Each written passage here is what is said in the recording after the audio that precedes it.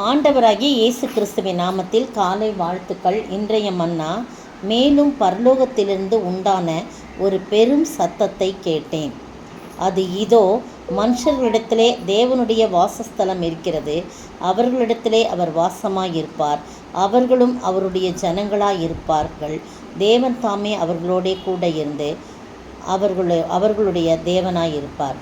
வெளிப்படுத்தல் 21:3.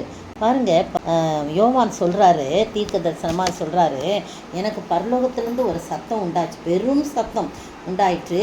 அந்த சத்தத்திலேருந்து என்ன சொல்கிறான்னா, இதோ மனுஷரிடத்தில் தேவனுடைய வாசஸ்தலம் இருக்கிறது, அவர்களிடத்திலே அவர் வாசமாக இருப்பார், அவர்களும் அவருடைய ஜனங்களாக இருப்பார். நேற்று பார்த்தீங்கன்னா, இதோ வாசற்படி நின்று கதவை தட்டுகிறேன், ஒருவன் என் சத்தத்தை கேட்டு கதவை திறந்தால் நான் உள்ளே பிரவேசித்து அவனோட போஜனம் பண்ணுவேன் அப்படின்னு சொல்லி அவனும் என்னோட போஜனம் பண்ணான். இப்போ இன்றைக்கி இதோ மனுஷரிடத்தில் தேவனுடைய வாசஸ்தலம் இருக்கிறது, அவரிடத்திலே அவர் வாசமாக இருப்பார், அவர்களும் அவருடைய ஜனங்களாக இருப்பார்கள். தேவன் தாமே அவர்களோட கூட இருந்து அவர்களுடைய தேவனாக இருப்பார். அந்த சத்தத்தை தான் அவர் கேட்குறார். பார்த்தீங்களா, அந்த சத்தம் என்ன சொல்லுறாங்கன்னா, மேலும் அவர்களுடைய கண்ணீர் யாவையும் தேவன் துடைப்பாராம். இனி மரணமில்லை, துக்கமில்லை, அலறுதல் இல்லை, வருத்தமில்லை, முந்தினவைகள் ஒழிந்து போயின என்று விளம்பினது. அந்த சத்தம் என்ன சொல்லுது?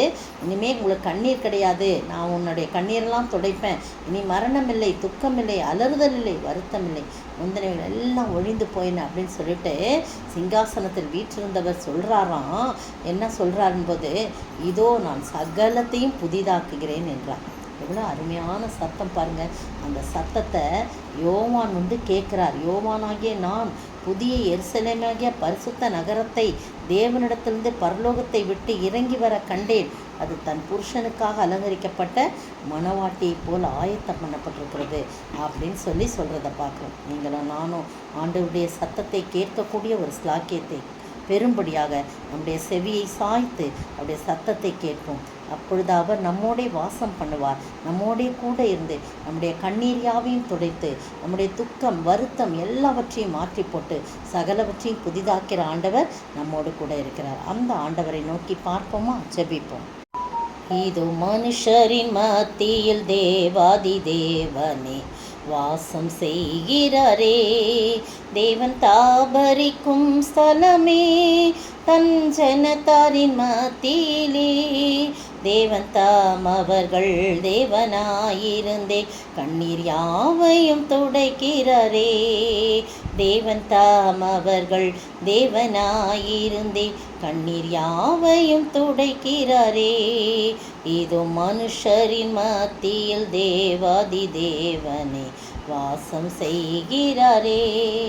சோத்தரிக்கிற ஆண்டவரே, துதிக்கிற ராஜா. அப்பா ஆமாண்டவரே, ஒரு பெரிய சத்தத்தை ஆண்டவரே, பெரும் சத்தத்தை யோவான் கேட்டான். அது ஆண்டவரே, நீர் எங்களோடு கூட நீர் வாசம் பண்ணுகிறீர் ஆண்டவரே, நீ தாபரிக்கும் ஸ்தலமாய் ஆண்டவரே எங்களை நீர் தெரிந்து கொண்டீர் ஆண்டவரே. நீர் எங்களோடு கூட இருந்து எங்கள் கண்ணீர் யாவையும் வருத்தங்கள் யாவையும் துக்கம் யாவையும் நீர் துடைத்து போட்டு நீக்கி போட்டு எங்களை பாதுகாக்கிறீர், எல்லாவற்றையும் சகலவற்றையும் புதிதாக்கிறேன் என்று சொன்ன ஆண்டவர் எங்களோடு கூட இருக்க அந்த சத்தத்துக்கு நாங்கள் செவி சாய்க்க நீதாமே கிருபை செய்ய வேண்டும் என்று கர்த்தரும் மீட்பரும் ராஜாவுமா இயேசு கிறிஸ்துவின் விலையேறப்பட்ட நாமத்தில் ஜெபிக்கிறேன் பிதாவே, ஆமேன்.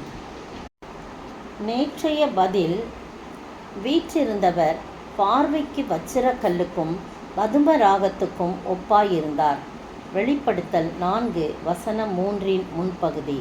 இன்றைய கேள்வி, எதற்கு முன்பாக எதற்கு ஒப்பான எது இருந்தது? எதற்கு முன்பாக எதற்கு ஒப்பான எது இருந்தது?